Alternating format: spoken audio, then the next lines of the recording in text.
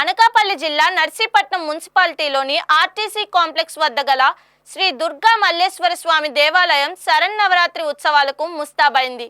October 3 నుండి 13 వరకు శ్రీదేవి శరన్నవరాత్రి మహోత్సవాలు ఘనంగా నిర్వహించేందుకు ఏర్పాట్లు పూర్తి చేశారు.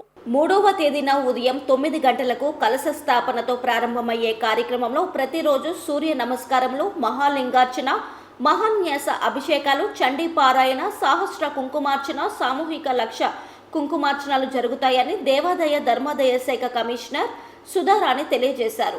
నవరాత్రులు 9 రోజుల పాటు అన్నదాన కార్యక్రమం ఏర్పాటు చేసినట్లు తెలిపారు.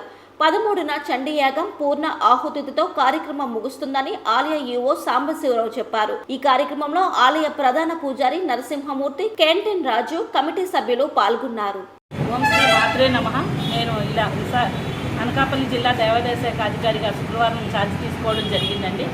మన అనకాపల్లి జిల్లాలో ప్రముఖంగా ఈ దుర్గా మల్లేశ్వర దేవస్థానానికి దసరా నవరాత్రుల ఉత్సవాలు బ్రహ్మాండంగా జరుగుతాయని ప్రతీతి. ఇక్కడ 3వ తారీఖు నుంచి 12వ తారీఖు వరకు నవరాత్రుల ఉత్సవాలు విశేష అలంకరణలతో వైభవంగా జరుగుతాయి. ఈవో గారు కూడా కొత్తగా జాయిన్ అవ్వడం వల్ల ఇక్కడ ఏర్పాట్లు అవి ఎలా ఉంటాయి పర్యవేక్షించడానికి ఈరోజు ఈ దేవాలయానికి నేను పర్యవేక్షణకు రావడం జరిగింది. కాబట్టి ఈ దేవాలయ అర్చకులుగా మీరు కూడా ఇక్కడ ఉన్న విశిష్టతని చెప్తారని తెలియజేస్తున్నాను. అనకాపల్లి జిల్లా నర్సీపట్నం టౌన్ మరియు మండలంలో పనిచేసిన శ్రీ శ్రీ దుర్గా మల్లేశ్వర స్వామివారి దేవస్థానంలో నన్ను కార్యనిర్వహణాధికారిగా చేసుకున్నారు. మన శుక్రవారం కూడా ఈ టెంపుల్ని కాల్చేస్తున్నారు. తదుపరి దసరా నవరాత్రి ఉత్సవాలు ఉంటాయని రేపు 3వ తేదీ నుండి 12వ తేదీ వరకు కూడా దసరా ఉత్సవాలు జరుగుతాయి.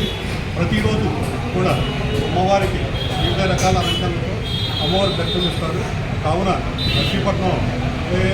నర్సీపట్నం పట్టణం మరియు ఈ జిల్లాలో నలుమూల నుంచి కూడా అమ్మవారి దర్శనం భక్తులు వివిధ రకాలుగా వచ్చి దర్శనం చేసుకుంటారు.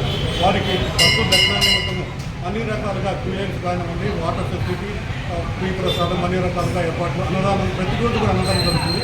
అన్ని రకాలుగా ఏర్పాటు చేస్తున్నాం కాబట్టి భక్తులు యావన్ మంది కూడా శ్రీ అమ్మవారి దర్శించుకుని అమ్మవారి కర్ణ కటాక్షంలో స్వీకరించి సీతప్రభు యొక్క స్థానం కోరుకుంటున్నారు.